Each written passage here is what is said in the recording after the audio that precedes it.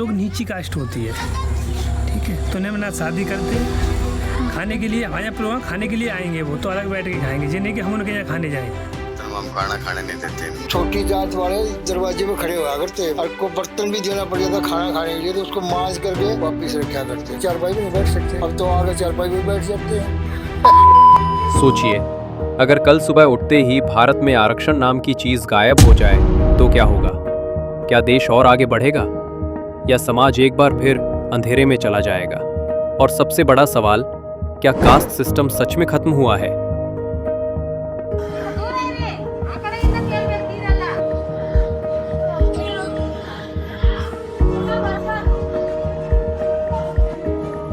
से अगर आप सोच रहे हो कि ये वीडियो सिर्फ रिजर्वेशन को कोसने वाला है तो पॉपकॉर्न छोड़ दीजिए, क्योंकि कहानी थोड़ी ज्यादा कॉम्प्लिकेटेड है।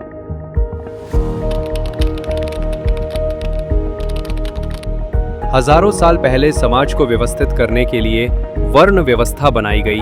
ब्राह्मण, क्षत्रिय, वैश्य, शूद्र। शुरुआती दौर में ये काम के आधार पर थी, लेकिन धीरे धीरे ये जन्म आधारित बन गई।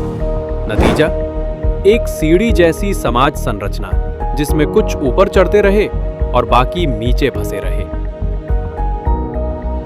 लेकिन कहानी यही खत्म नहीं होती। असली ट्विस्ट तब आया जब भारत में ब्रिटिश आए।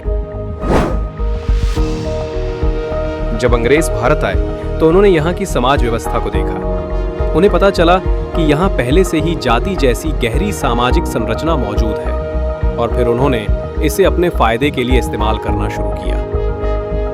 1871 से शुरू होकर हर जनगणना में लोगों को जातियों और उपजातियों में बांटा गया। सोचिए, अगर आपसे बार बार पूछा जाए कि आपकी जाति क्या है, तो धीरे धीरे ये पहचान आपके दिमाग में और पक्की हो जाएगी। यही काम अंग्रेजों ने किया। हर इंसान को उसकी जाति की ऑफिशियल टैग दे दिया। भारत ने 1950 में नया संविधान अपनाया। बाबा साहेब अंबेडकर ने आरक्षण को एक सोशल जस्टिस टूल के रूप में पेश किया। मकसद था शताब्दियों से दबे कुचले समुदायों को बराबरी का मौका देना। लेकिन क्या ये टूल हमेशा मददगार रहा या कहीं ये बोझ भी बन गया? फैक्ट है कि क्यों रिजर्व सर, क्योंकि माइनॉरिटीज होंगे या कोई भी रीजन से, तो पहले की पॉलिसीज बनी हुई है, तो इन पॉलिसीज को शायद अबॉलिश कर देना चाहिए। जो रिजर्वेशन हटा, हाँ, मेरे अभी आप समाज दो हिस्सों में बटा। हमें न्याय मिला वर्सेस हमसे अवसर छीना गया। और ट्विटर पर यह बहस ऐसे होती है जैसे इंडिया पाकिस्तान का मैच चल रहा हो। भारत की ताकत हमेशा इसकी विविधता रही है, लेकिन अगर यही विविधता हमें बांटने लगे तो ये ताकत नहीं, कमजोरी बन जाती है। कमेंट में लिखिए आपके हिसाब से आरक्षण में क्या बदलाव होना चाहिए, तो इसे शेयर कीजिए सबके साथ।